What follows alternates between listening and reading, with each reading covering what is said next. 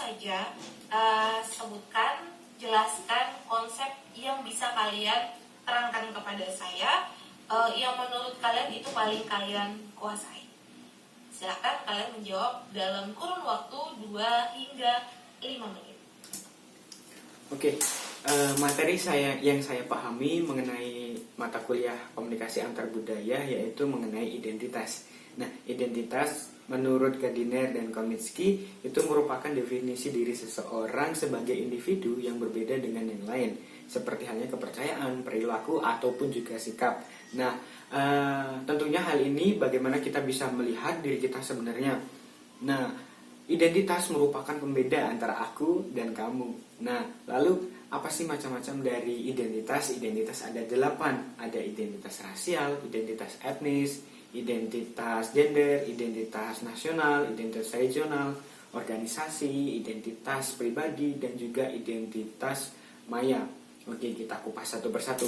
Identitas rasial. Identitas rasial ini merupakan warisan biologis atau bisa kita lihat dengan penampilan fisik. Penampilan fisik bisa kita lihat dengan warna kulit, bentuk rambut, bentuk muka, face. Nah, lalu identitas etnis. Identitas etnis ini merupakan warisan dari sejarah, atau beliau memiliki, atau saya sendiri memiliki nilai-nilai tradisi dari daerah tertentu seperti halnya Jawa. Lalu ada identitas gender. Nah, identitas gender ini melihat kebudayaan membedakan peranan antara maskulin dan feminin untuk pria dan wanita. Nah, lalu ada juga identitas nasional. Nah, identitas nasional ini merupakan kita tinggal di mana, kita kewarganegaraan apa gitu. Lalu identitas regional. Regional ini hanya wilayah atau daerah tertentu saja, seperti hanya saya di wilayah regional Jakarta gitu. Oke, selanjutnya ada identitas organisasi. Identitas organisasi ini merupakan jika kita menjadi anggota organisasi tertentu, itu merupakan identitas kita sendiri. Seperti halnya Bapak itu anggota partai dari ini. Oh, beliau merupakan Bapak partai ini. Saya merupakan himpunan dari sini. Itu merupakan identitas diri kita sendiri juga. Lalu ada identitas maya. Nah, identitas maya ini berhubungan dengan internet atau jaringan teknologi. Nah, ini yang paling gimana ya? Identitas maya ini merupakan fantasi yang kita buat sehingga kita bisa membuat karakter kita yang kita inginkan. Seperti halnya kita di media sosial atau dimanapun yang berhubungan dengan jaringan maya, itu merupakan identitas diri kita sendiri yang kita rubah atau yang kita inginkan sesuai dengan keinginan kita masing-masing. Nah, itu merupakan identitas-identitas dari 8 tersebut. Oke, selanjutnya apa ya?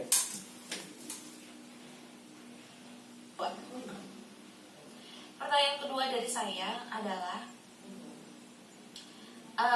jelaskan atau ceritakan permasalahan komunikasi yang pernah kalian hadapi, baik itu dengan orang tua, baik itu dengan teman, pacar, dosen, atau siapapun itu yang terkait karena adanya perbedaan budaya.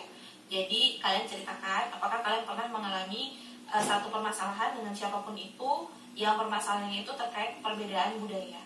Lalu bagaimana strategi kalian menangani masalah tersebut? Oke, baik.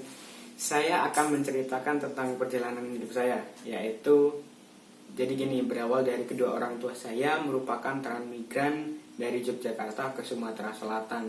Jadi saya dilahirkan di daerah transmigrasi di Sumatera Selatan. Nah, regional di situ merupakan orang-orang Jawa semua. Sehingga logat atau bahasa yang digunakan tradisi itu merupakan masih kental dengan tradisi Jawa. Nah, saya tinggal hanya berapa tahun ya? Hanya SD. Jadi SMP saya pindah ke Palembang. Nah, pindah ke Palembang itu saya kaget karena di Palembang menggunakan bahasa yang berbeda. Logatnya O. Kebanyakan logatnya O. Seperti halnya, kau nak kemana? Pacak idak kau tuh. Nah, kau nak kemana? Pacak idak kau. Oke, tidak kemana-mana. Nah, itu merupakan logat dari Palembang. Jadi awal-awal saya ke Palembang itu agak culture shock karena kebiasaan Jawa bertemu dengan kebiasaan Sumatera itu sangat berbeda.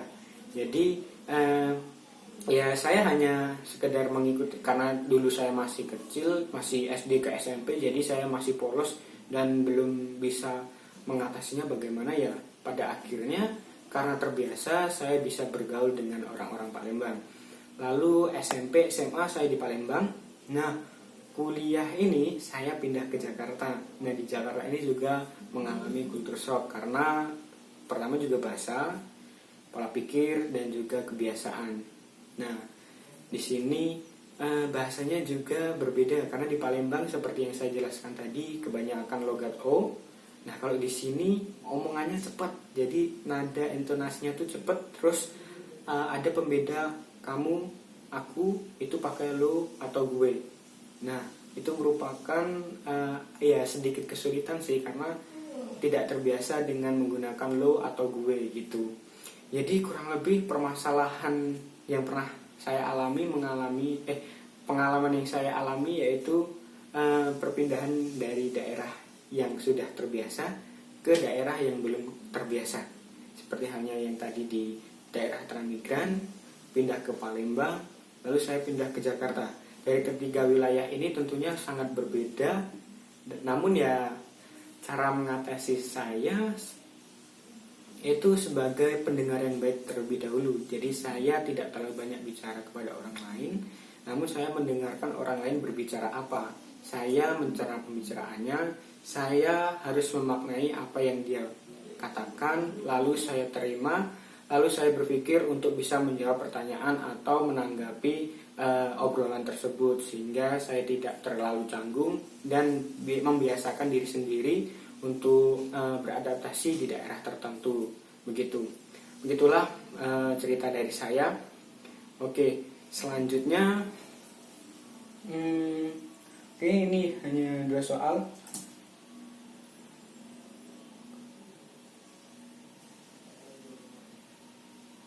Oke, sekian dari saya Marius, telah menjawab kuis mata kuliah antar budaya ini sesuai dengan kemampuan saya, dan terima kasih kepada Kak Bias atas pembelajaran materinya yang sejauh ini saya sudah pahami dan banyak belajar mengenai komunikasi antar budaya. Lalu video ini saya buat dengan semampu saya, dan apa yang saya jawab ini sesuai dengan apa yang saya pahami. Oke, sekian dari saya, salam.